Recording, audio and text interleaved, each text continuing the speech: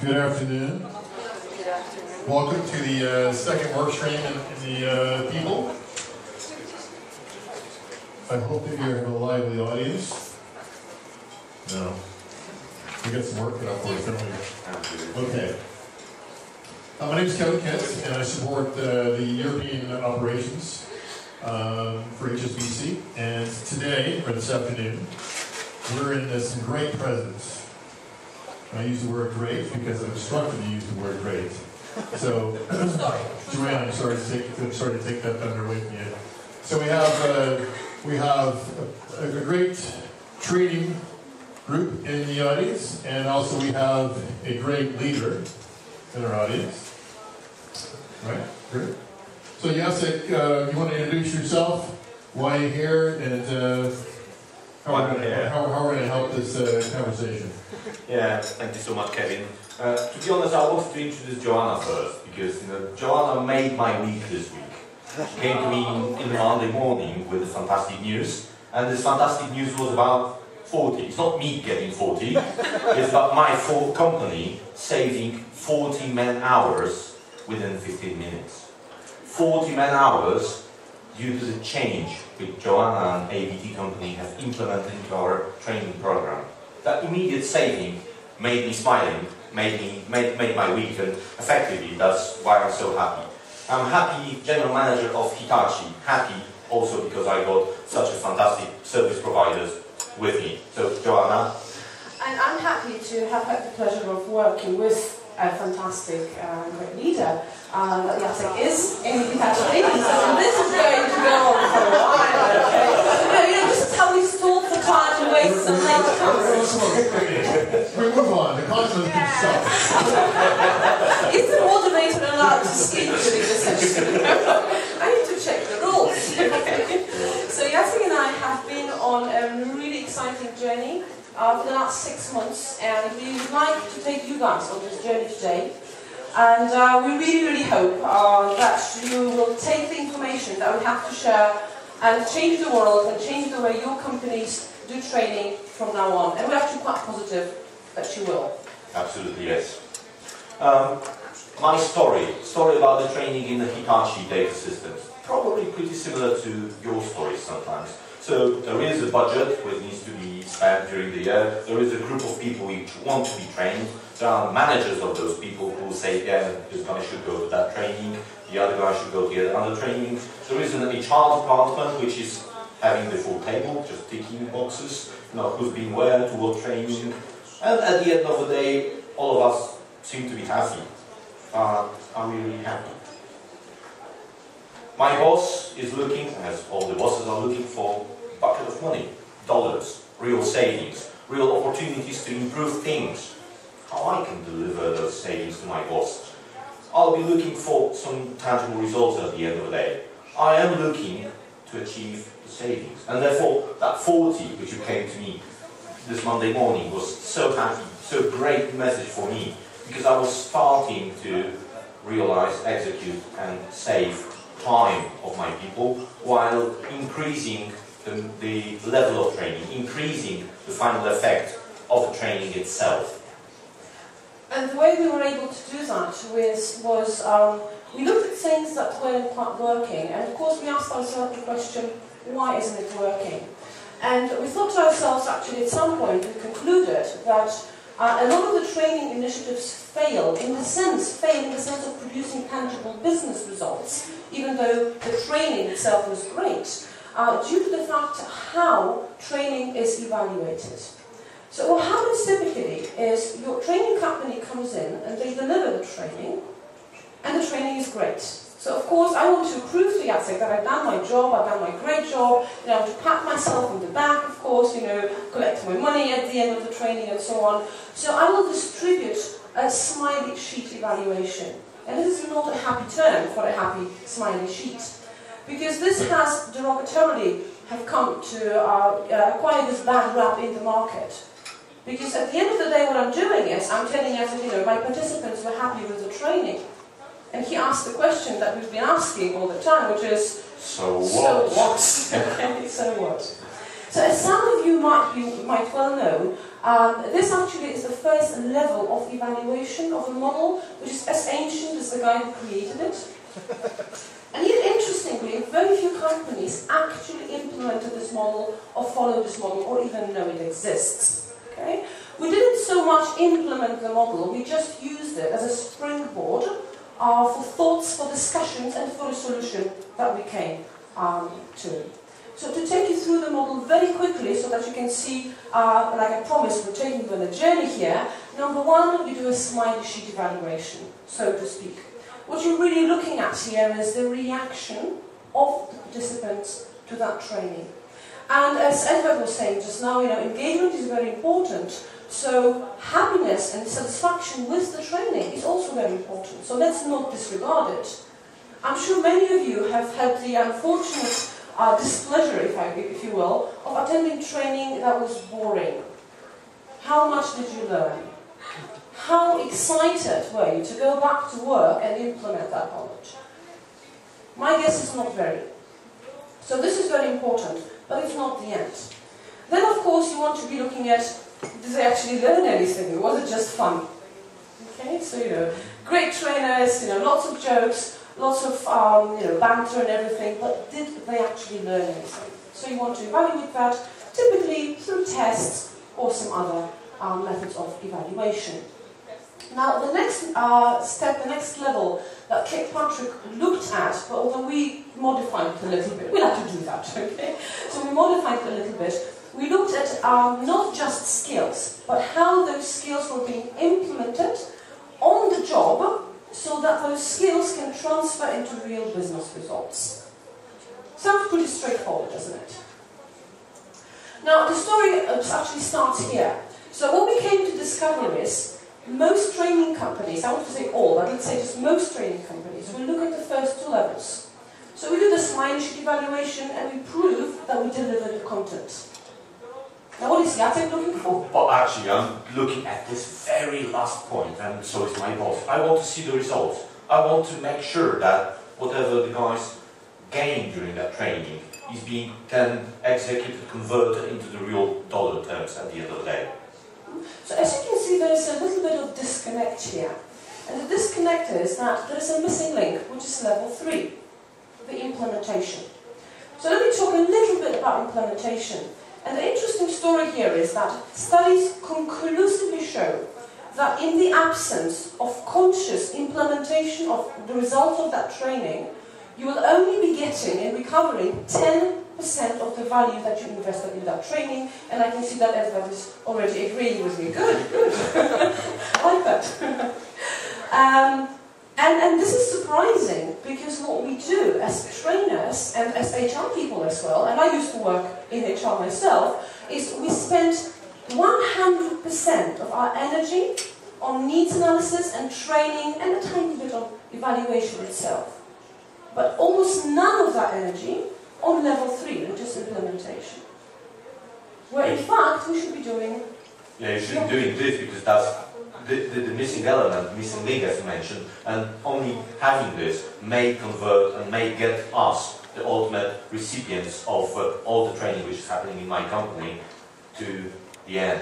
Mm-hmm. And there's a reason why that happens. Yeah, that's a reason. Very and good as Jacek, you very well know, we heard that recently, apparently no good presentation, or great presentation, can ever be complete without some sort of a triangle. So we're giving you the triangle.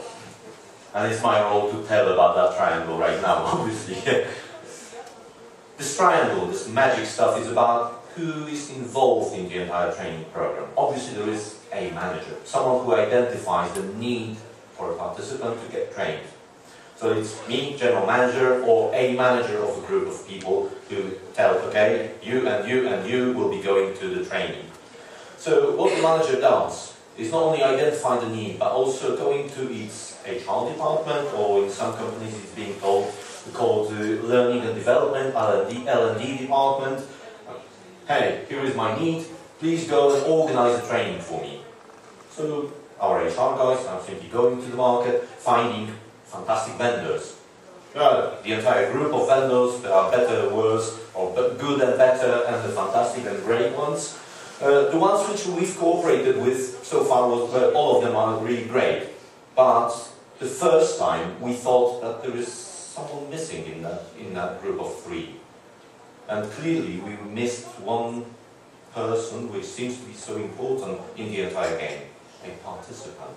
A poor guy who is at the end to show that he increased his capabilities, that he was trained and gained something from that training. So let's put that participant back to the picture and talk a little bit about this poor soul who's been neglected throughout the process. And here's another interesting bit. As managers and as people who have got fair experience in the BPO sector and generally in business, we have all not only heard and taken courses and learned all there is to learn about change management. And this is a change management scenario and a change management process that we seem to have forgotten a long time ago. So we just send that person to training and we expect them to change, because that's effectively what training is all about. Changing attitudes, changing behaviors, changing ways you do things. Okay, so we just tell the person, go and change. And we're then surprised they don't. Okay, how can that happen? Okay? So there are three things that need to happen for that person to be able to change. So this is the infrastructure that you need to provide. Number one, you need the support of your team. If you've ever been in a situation, and I'm sure many of you have, where you go to the training and then you go back and your team says, no, that won't work, not here. Okay? So you're not very likely to implement the results of that training if you don't get that kind of support. When I say the team, I don't mean just the team members, I mean also the direct supervisor. And again, engagement studies conclusively show that it's very important how you line managers and senior management are involved in training, how involved they are. So you need to make sure this is in place. Number two is when you go back, when you leave the training room, you go back to your workplace and you want to, you're all excited and motivated to implement all the knowledge that you've just acquired. But there is the payroll cut-off. There is the month end, you have to open the books, you have to close the books, you cook the books, you do all sorts of things to the books, okay? And there is just never the time, you don't. Maybe you've seen out company somewhere, yeah, but bad example. So what happens is you want to try, but there's a learning curve that hits you. So at first you are very likely to fail, to be slower at what you're doing, and you need a period of adjustment. And this is where the support of your immediate supervisor and the team as well is so crucial, because they need to be with you, so almost step by step, helping you do that and encouraging you in the process. And last but not least, and this is a very interesting step that we have all forgotten a long time ago, is we tend to think to ourselves, so we offer those amazing training opportunities in our company, right? We offer people all sorts of training programs and engagement programs and what have you not, so they should be thanking us, they should be happy, we're helping them grow and develop. And they're not happy, and we're like, well, how on earth is that possible? Right? Because the one question we stopped asking at some point, or answering for that matter, is what's in it for me? That's what that person needs to know. So if I go and do that training, if I spend my 2 days, or even the weekend sometimes, or whatever, and I go through that period of really tough change and adjustment, what is there waiting for me at the end? What's the end of the rainbow, if you will? Right? So this is an interesting question, an important question that I believe, and we believe, and in our experience, that our companies very often forget to address. Happily, solution. Happily, there is a solution. But before going into solution, I would like to say a few words about the environment we were in and the type of problems we were facing before we decided to go look for that solution. Our company was growing. Initially, our shared service center was opened as a center for Europe. So we had 15 European countries, a group of 70, 80 people, pretty well trained, pretty well talking to each other, knowing the subject, being a great team of experts. But suddenly, the success creates another wave of potential problems or issues. So our American owners decided that, okay, because we do Europe so well, why don't they bring the America's work over here to Kraków? So they've done it. Obviously, as it always happens, the transition period was pretty tough. The speed of growth was just immense. Numbers were going through the sky. Recruitment process fortunately worked pretty well, so we didn't have any major issues to get right people on board. But all of them were immediately engaged with operations. All of them were immediately just put into the deep water, and we helped them to survive. But that was survival only.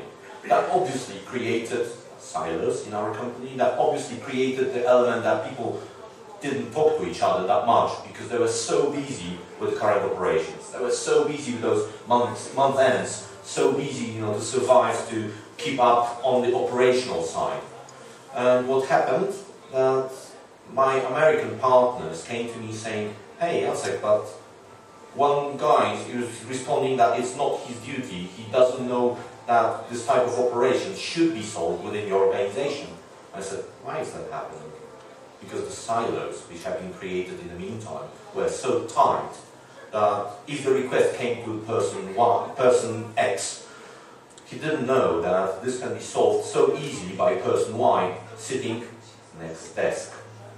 He was so focused on operations, on what he was defined to operate on, that he simply forgotten to have a broader picture, forgotten to make sure that he knows what we as the entire company do.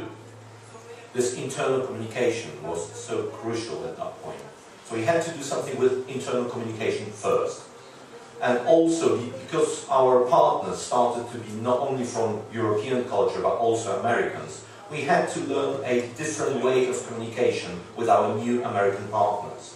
So we needed to change the behavior of our leaders, our managers, make them aware of what's required for the new type of a dialogue which we need to be having with our American colleagues. And from that point of view, we needed to convert them from regular European leaders or managers into more worldwide ambassadors of what we do, able to communicate efficiently and properly with all different cultures we were dealing with. So that was our problem. And obviously, in the past, we were using fantastic vendors for training. We were using great vendors which were helping us with the presentation skills. You can find so many programs on the market. It's simply pick and check, take a peek. That was what I was thinking initially. That's what I need to do. I was thinking that, well, maybe something which is off the shelf will not be a good solution for me. So I was looking for something more tailored for me. So I contacted ABT. I contacted a couple other vendors, but what you've done to me... Well, I promised there'll be a lot of damage, and I guess I delivered that damage. Yes, effectively. So the project that Jacek and his HR team and managers came up with, you guys did, would you call it, knowledge share, right? We call it knowledge sharing program, Again, our definition of our problem was that these silos, these teams didn't talk to each other. So therefore I wanted to make sure that I'm organizing a formal knowledge sharing program. I'm organizing a formal presentations which will be given by one team to all the other teams. And that will go across the entire company. That will simply cover the blind spots that the newcomers or existing employees will simply cover through that program. And also in the same time I wanted to improve the way the presentations, the information sharing is being delivered. So also improve the technical skills in the presentation making.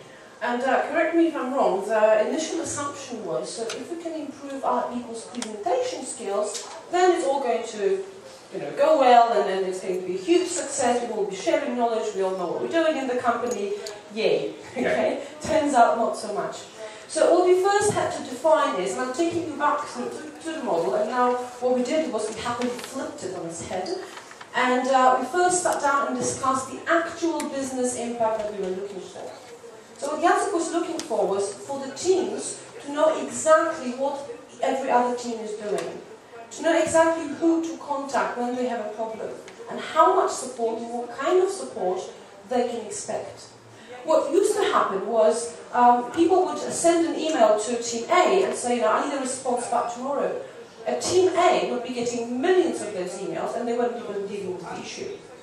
So the team that sent the request would get frustrated and say, but hello, these guys are not working, they're not cooperating.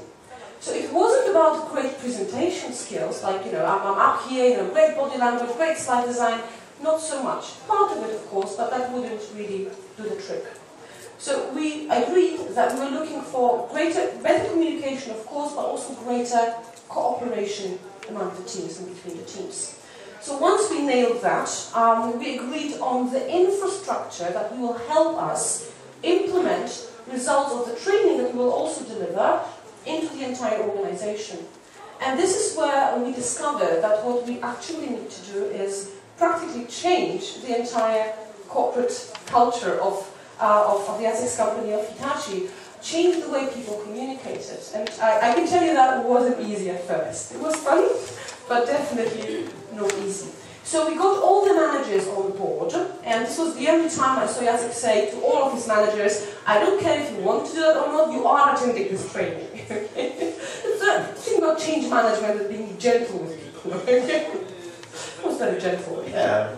So we started with that group. Okay, we took them through the program. We said, what do you like about the program? How do you think it will work in your organization? What changes do we need to make so that your people buy into that program and start communicating differently?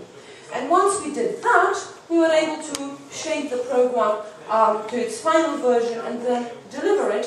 And well, yes, at the end of the day, smiley sheets, of course, everyone was happy. Yay, great success. Okay? But that wouldn't have been possible, right, if we hadn't gone through the entire cycle. And just to give you a very high-level overview of one of the things that we did was, this is a slide coming from an original presentation that we received from one of the participants. It's exciting. You see the slide, you're like, yay, I'm in for a lot of fun for the next 2 hours, okay? And if you can't read what it says on the slide, don't worry, if I expanded it, that would still remain unreadable. Okay? So that was one of those exciting corporate presentations, okay? So people will deliver those, 60 slides, flipping through them, that's what we do, these are our duties, and wondering why it wasn't quite landing with the audience. No idea. So I sat down with that team and we nailed the message that they were trying to communicate here. And I wonder if you're getting this message, because the message here is the work we do is really hard, it's really tough, but we love it because it's challenging and we get to work with a lot of you guys. Are you getting this from this slide? Because I certainly wasn't. Don't know why. So this is, and don't get me wrong, I wasn't telling them what to do, I was just guiding them through the process, and they came up with a slide that looked a little bit different. A little bit, okay, just a notch. And somehow it landed better with the audience. As a matter of fact, it landed so well that at the end of the presentation, one of the guys raised his hand and said, it looks really exciting what you guys do. Are you hiring by any chance? So if there is any reshuffling in your organization right now, that's also my fault. Oh, okay, don't worry, I'll simply deduct the cost of that reshuffling from your final invoice. Don't worry. Do that. Do that. So that's the kind of thing that happened. And actually one of the things that we didn't anticipate, and we should have, come to think of it, we should have. So what we learned through the program was we took the first group and we coached them, and we had them work with us on the presentations before they delivered those presentations. And the first group was quite resistant to going from here to here. And we're like, but why? Okay, you've learned in training, you performed really well, your presentations were just awesome. Why can't you do that? And we shouldn't have been surprised. So they were all like, but you know, that's not how you do corporate presentations. And they were right, because the company culture was so deeply embedded, right, that all you can think of and imagine when you think of company presentations is this, the exciting slides with lots of text on them. So the second group, because I managed to sort of squeeze in a few visuals. Okay? So the second group was like, okay, I saw a few visuals, so I add two on top of that. Okay? And the third group, they saw the presentation, they're like, okay, so, you know, and we basically were working through the process until it gained momentum. It was amazing. And at some point, there was a competition on whose presentation is going to be the most exciting, right? Which is what we were looking for. Yes, so I think we actually should do like a whole real proper competition next year. Okay? Like, you know, best presentation in the company, ever kind of thing. And this really encouraged a lot of cooperation, because right now, see what happens. People will not only come to see your presentation because they want to learn about your team, but they want to see how you're doing presentations, because everyone is learning. So the culture we managed to create was really exciting, right? Seeing those people, you know, calling me, emailing me in the middle of the night, saying, you know, can you come and spend some time with us, work on this and that. And I thought I would do something else during the weekends, but hey, it was fun. So very, very, very quickly, an overview of how it happened, what the program looked like. We did do the needs analysis, meaning now that we knew what the results were that we were looking for, we asked the people, okay, so what are the skills that you need to get from A to B? Now that you're all on board and you all want to do it. Then we implemented it, and by implemented I mean, yes, we did do the training, but we also did observation and on-the-job implementation. So we worked individually with every participant, every presenter that would deliver a presentation in the future, and before that presentation. And then what we did do was we observed those presentations, and we didn't so much observe the person presenting as the reaction of the audience. And we actually measured it, and I don't know if you had the chance to look at the result, because they only came last night from the SurveyMonkey. And the change, I mean... The change is just incredible, you know, the way people receive the messages at the end, in a shorter period of time, but also in a way which sticks to their memory for a much, much longer time than a standard corporate presentation would do. The change is so incredible. I think, I can't quote the numbers from it, but I've seen that on the chart, and simply it goes up way to and it's interesting how it actually goes up from the first group to the last as well, right? And yes, at the end of the day, we were happily able to come to Jacek and say, can you please pay our invoice now? Because we've delivered the results. And I was happy with that, and to be honest, I was happy to finally approve the invoice. Now have I made a mistake not deducting the cost of reshuffling? That's a different story, perhaps. Yeah, it took us longer than in a standard training cycle, you would say. Waiting for those results is worth spending that time. To be honest, we have invested more time, more my time, more time of my managers, to have a close look into the progress of that program, to make sure that the message from us, from the management, goes down to every participant of that program. So in terms of return on investment, it might look like a higher number and therefore lower return. But at the end of the day, what I have received is a higher certainty of getting the final outcome, getting to the final result, getting those improvements, which my boss also wants from me, getting those dollars at the end of the day. And that's what makes me happy. And you probably also want to reveal the mystery of the number 40 that you mentioned at the beginning. Yeah, the number 40, that's something which initially was planned, because again we are going through the cycle of the presentations. The last one was scheduled for an hour. 50 something participants in the room for an hour, so 50 man-hours. It lasted 15 minutes. Delivering the same message. Delivering the same message. Actually, delivering the message. Delivering the message with a quality which falls into memory, which sticks to the memory for a longer time. So the same effect, or even better effect, within the shorter period of time. 45 minutes saved for every participant.